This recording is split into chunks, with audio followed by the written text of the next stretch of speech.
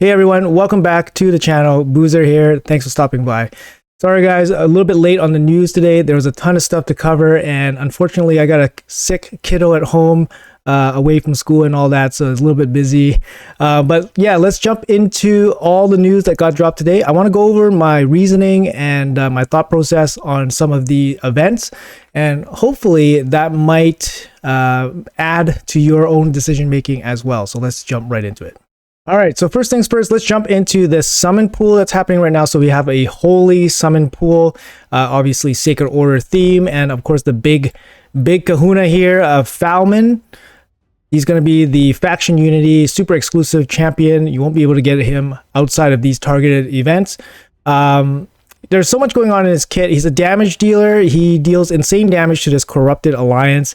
His A3 hits super hard. It's a single target hit, but it hits super hard. He also has some damage mitigation in his passive, which is actually pretty interesting, especially if you gear him kind of like slow and like stone skin with a lot of, obviously with lethal gear or savage gear. You can have lots of mitigation as well as lots of damage as well. He seems good by himself, but obviously with the faction ally stuff, he's going to be even stronger. The problem here is that Sacred Order is not particularly strong for Arena. For Hydra, for example, it is pretty good. They have Cardio, Venus, Cubitus. All those champions can play in various difficulties of Hydra. So he could play as a nuker role in lower level Hydras, for example, to do more damage. So he's viable, going to be everywhere, but I don't see him being like super meta, mainly because his own faction kind of bogs him down a little bit. With that being said, he is probably the main prize in this summon pool Prism Shard event. There's only 4 legendaries in this pool, and the rate of each Prism Shard is the same as a non-boosted Sacred Shard, which is actually not terrible, I guess. 30 crystals per pull, not terrible. You're going to be looking at offers here, basically, yeah, about $8 or $9 US for one pull, which is, I guess, in line with like Sacred Shards. However, there's only 4 legendaries here. So if you're interested in, for example, the exclusive faction unity champion, this means that you have a 25% chance of pulling him if you pull a legendary from these shards. This is probably, really good rates, right? Relatively speaking, compared to what you usually get from like progressive events and all that stuff. If you want to target this specific champion or one of these specific champions, you have a really good, percentage chance relative to like progressive events, for example, where you have the whole pool to contend against. If you want any of these Legos, then you're in luck, right? You got 100% success rate on your pull. That's something you want. In terms of the epics, move my head. In terms of the epics, I would say half of them are good, half of them are not good. Deacon's great. Leodric can be good for like Scarab, for example. Phoenix can be good. Anchorite can be good. Mordecai's okay. He's pretty good actually in a lot of content. The thing is, like Deacon, Mordecai, they're like free like promo champions, so they might not be applicable to you. And then the other champions are kind of not me. You don't really want them, kind of thing. So half of them are okay. But overall, I mean, if you really want Falman, this is not a bad shot here.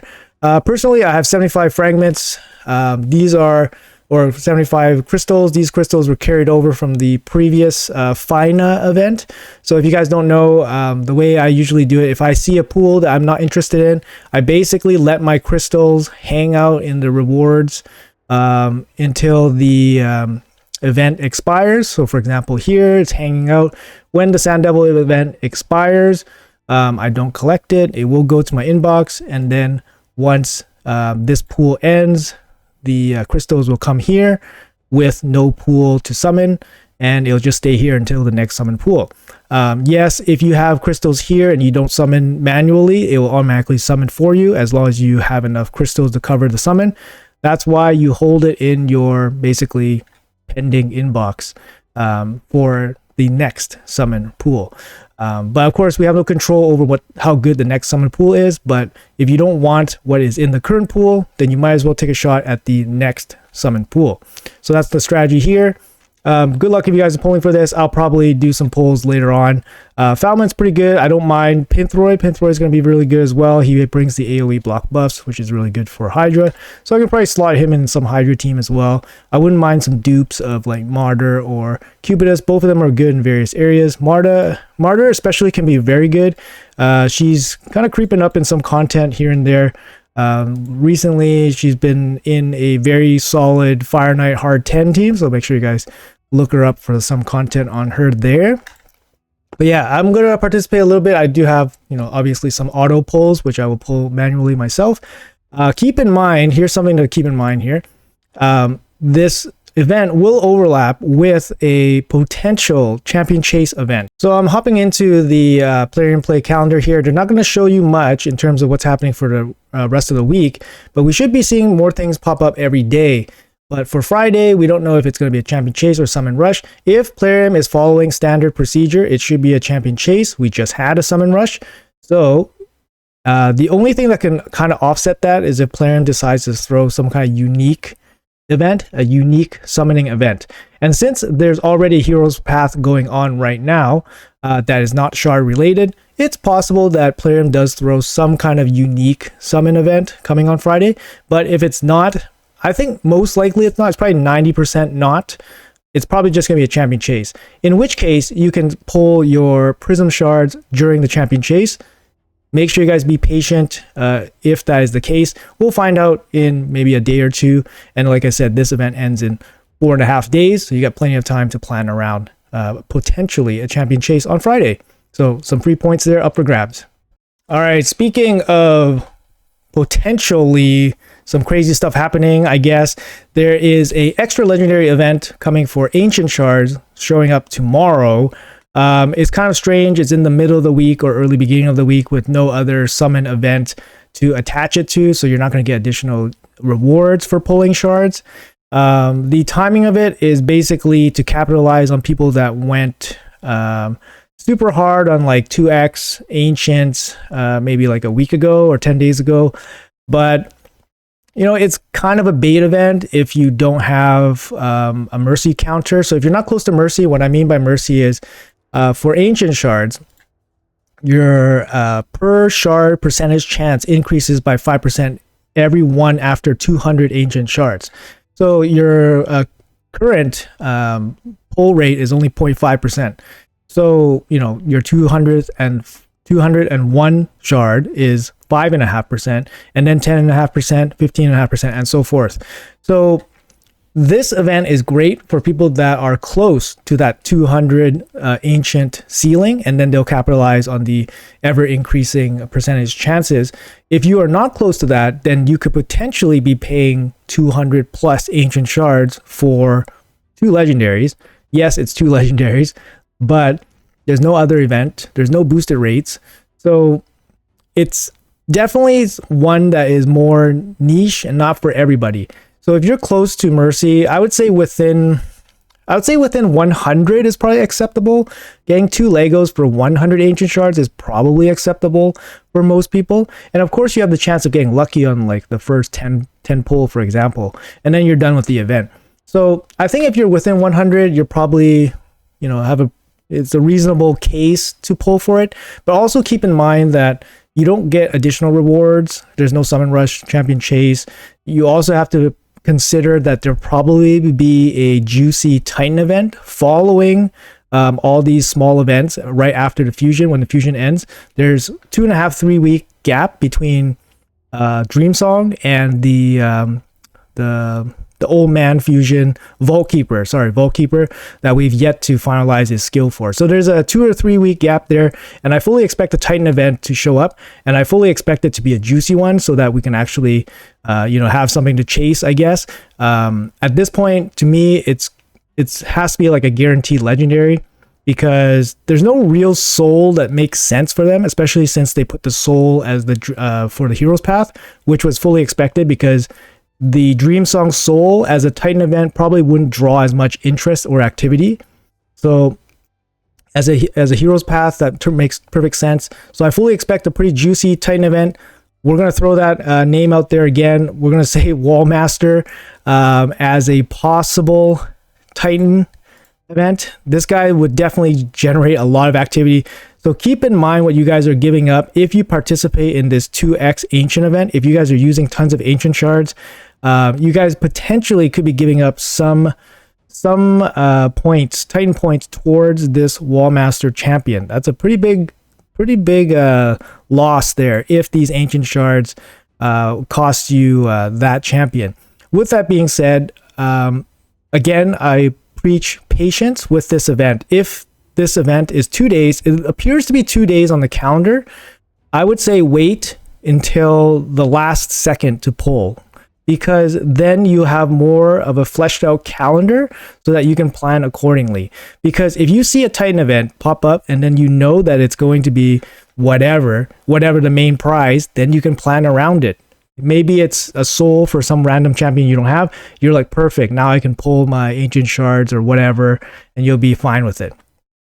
The other thing to consider is if Friday is a champion chase, ancient shards generally go pretty good in terms of points for champion chase. So you can offset that if you have things like Prism Shards or Remnant Summons or Fragment Summons. Eostrid would have been a Fragment Summon here. So there's lots of things you can do to kind of offset not having the Ancients available to you. And I wouldn't expect a guarantee Lego to pop up for Ancient Shards immediately after a double legendary event for Ancient Shards, which just recently followed a 2x Ancient event. That would be like a triple whammy. I would say that's a bit unlikely, but you know, maybe Plarium's gonna try some new strategies here. But personally, I think it's a little bit unlucky.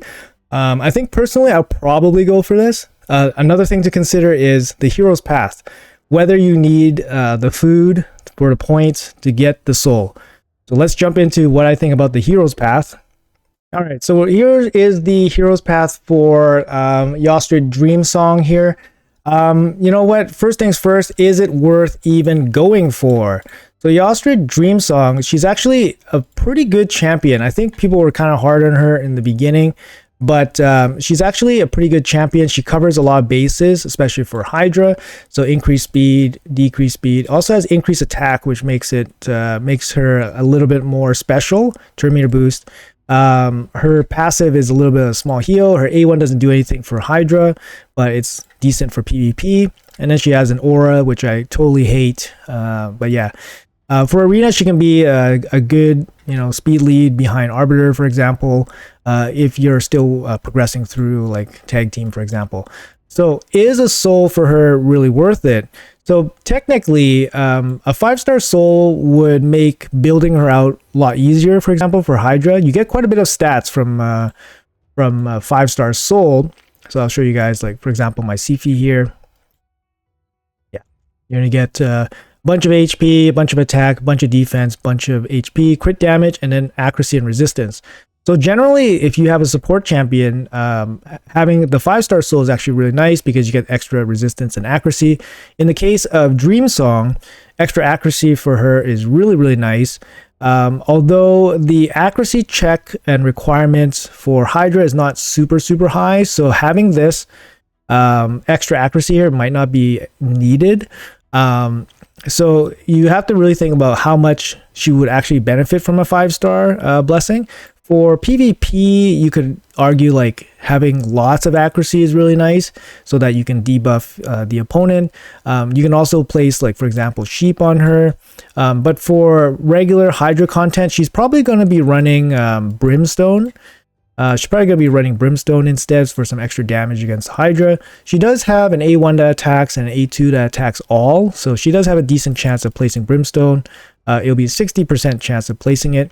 And then, of course, she has accuracy to land it. So not bad. I mean, if you want Brimstone damage for Hydra, I think a 5-star would work pretty well for Dreamsong. Also, that's the argument for taking the 5-star. But truthfully, if you're not considering using her heavily in PvP, you probably don't need all those additional stats and the extra accuracy. So having it feels kind of wasted. And for me, she's mainly going to be a PvE champion. She won't be lighting it up in PvP very often, but of course the extra stats will be useful. Also, keep in mind this is going to be training and soul stones. Not many people are going to have too many soul stones to pull, but of course the big boys here are going to be worth a lot. I did anticipate that there was going to be an event for soul stones, and of course I did anticipate the hero's path, which was most likely going to be the 5-star for Dreamsong. So all of this makes sense. However, I did save all my medium stones and all my small stones ready to pull for this hero's path, but honestly I was thinking about it and I was like, I don't really need this Dreamsong stole. It's kind of like getting it for the sake of getting it, but I think most people don't need this soul. So especially if you're like low spend or free to play or whatever, low on resources, you definitely should not go for this soul. It's not going to be worth it. And generally I always advocate for going for big souls, because the time it takes you to get this soul is immense. Unless you're a big spender, it's going to be insane to get this soul. You probably would never get this soul because she would be so deep in the queue that you would never work towards a 5-star soul for her. So technically this could be the last and only chance you get for her, unless you get super lucky and pull her from a small stone. But with that being said, I think most people, they don't need or care about this champion enough to use a 5-star soul on her super effectively. If you really needed it, a 1-star soul on her would be plenty. That's an extra 7,500 HP. That's plenty for her. She doesn't need anything else. And going along the same theme as I suggested with the other two events, with the 2x Ancient, the double legendary ancient event and the Prism summon pool event, I would stress to be a little bit patient with this event if you have the time allowable for it. This is a longer event. It's a 3.5 day event.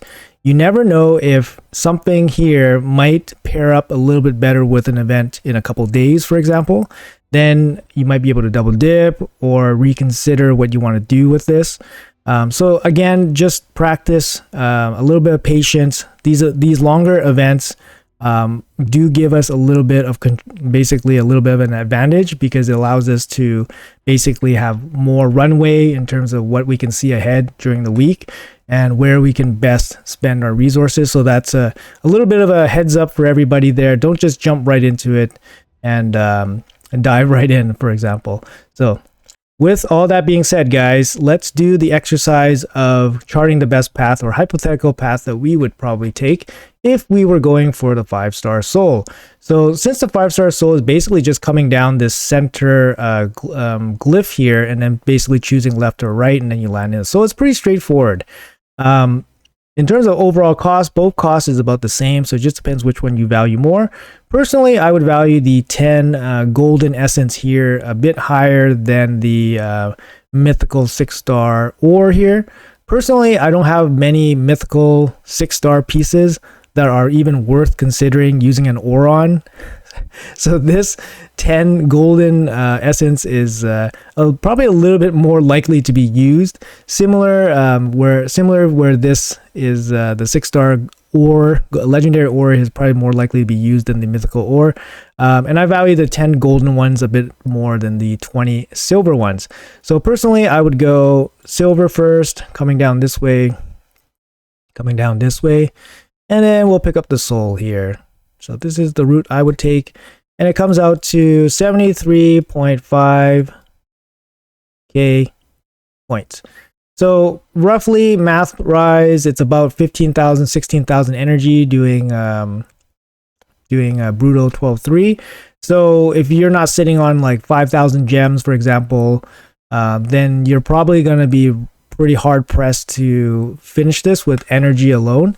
Obviously, you can supplement with some soul stones, you can supplement with some brews, but supplement with some ranking and all that stuff. But you're probably going to need, a couple thousand gems to be able to complete this. Also, keep in mind it's a 3-day long event, so you can get your dailies and your regen energy in there. But keep that in mind when you guys are doing it. 73.5k is a pretty deep grind. However, all things considered, it's actually cheaper than for example, the Altreon Hero's Path, where the 5-star soul is closer to 100,000, and it was the same point breakdown, same exact heroes path, same exact criteria with the training plus soul stones, but that was 100,000. So 73,000 in relation to that it seems like a deal. But let's say you don't want to get the soul and you want to get some goodies along the way here. So what I would do is go down probably I would probably go down the right hand side, to be honest, because my reasoning is that the 50 Shogun pieces here are material that you don't farm very often. You probably don't farm Shogun as often as Sand Devil, just because it's 6 pieces to 3, and you're not going to change up too many of the accessories, and most of the accessories are probably okay. Like if you have an HP ring, you're okay with defense, for example, you're not going to invest any more into it. Whereas the top 6 pieces, you definitely are rolling a lot more and like changing a lot more of it. So you're doing Sand Devil a lot more. But this 50 of this material here is because if you were to invest the energy to get this, you would have to invest that into Shogun. And you probably don't want to do that often. So I would say this is probably more valuable than this part. And I would say this is more valuable than this because you would probably be using this way more often, just to modify your top 6 gear as opposed to your accessories here. So I would go down the right hand side and then pick up the key. All right. And then I would pick between the Primal Shard or the Void Shard and then pick up the Lego book. So whichever one you want to get. So for example, Lego book or Primal Shard, Lego book. And then the total would be 31.75 for the slightly more expensive Primal Shard path, and then 29.75 for the Void Shard. I'd probably go for the Primal Shard just because it's a little bit harder to get than the Void Shard, and the point difference is basically negligible. It's not a huge deal, but it's okay to stack up the more rare resource, I think, here. And then I think that's about it. I mean, even trying to go for a Lego book, it's still going to take a little bit of effort, obviously. Like 30,000 points here, it's still going to cost you somewhere around 8,000 energy if you just wanted to do campaign. Obviously, you can supplement some of that with soul stones and ranking up and brews and all that, but it's still going to take a little bit of effort. It is over 4 days, but I would say it's mostly in line with a champion training event for the most part. You are picking up a Lego book and a big valuable shard here, so you are picking up some decent resources for the point investment. Either way, I think for myself personally, I'm probably going to pass on the Dreamsong Soul, mainly because I'm a little bit tired of the grind, to be honest. I'm not like swimming in resources. If I decide to pull for the ancient event, I might reconsider maybe, but I'll definitely make a video if I decided to do the Dreamsong Soul here. But I think my overall reasoning is that I'm not going to be using her immediately. Like I'm not like sitting here waiting to pull her out and throw her in Hydra teams. Like I'm, for example, I have my Rathalos Soul. I didn't even bother going for the 4-star for Rathalos. I have my 5-star Ancora. I haven't even used her yet. 5-star Blade Master. She is from January. I haven't even used her yet. I haven't built her out. It's just, yeah, for myself personally, I have a little bit of backlog, right? A little bit of backlog in terms of champions built, champions ready to be used. A lot of my teams are kind of like set, and like I don't really need to plug in a champion that may or may not be better. Like if it's not a significant difference or upgrade, no real reason for me to build out, invest books, masteries, and go crazy on souls and stuff like that. And yeah, I mean, writing's kind of on the wall for this champion. We know she's okay for arena. We know she's going to be decent for Hydra. But if you have a Necmo Thar, for example, or obviously somebody like Krisk, then she's not going to be on an A team for sure. Personally, I think Necmo Thar is a lot better than she is. But she's solid. She's solid, and she can definitely fit on Team Bs and Team Cs if you need some kind of up and down champion. I think she's going to be good. It just depends on your roster and progress overall. But for me, I think I'm going to pass on that. I think the double legendary event, I'm probably passing. I'm like 70 or 80 towards Mercy. I could pull my shards. I have some gems to back me up in case something happens, like a guaranteed ancient event, but I don't think that's going to happen. And then the Prism event, I will be pulling some. I will be grabbing all the Prism crystals that I see, and I'll be pulling for Falman. Why not? Since it has to come out anyways. But yeah, anyways guys, hopefully you guys enjoyed the video. Hopefully I provide something that would maybe help you guys make some educated decisions. Let me know in the comments below what you guys are planning to do. If you guys are pulling for the 2x event, if you guys are going for Falman, if you guys are going for the 5-star soul of Dreamsong here. There's so much stuff going on. Stay focused, guys. Don't get overwhelmed. Save resources if you guys are in that position to save resources. Don't overstretch yourself. There's 3 weeks until the next fusion. And, you know, Vault Lord looks pretty good. He looks like he has potential. I don't think he's going to be busted, but he looks like he has potential, and probably one that you probably don't want to miss, but we will see. And also keep in mind the upcoming Titan event, not confirmed, but I feel it is all but confirmed. We'll find out in the next couple days.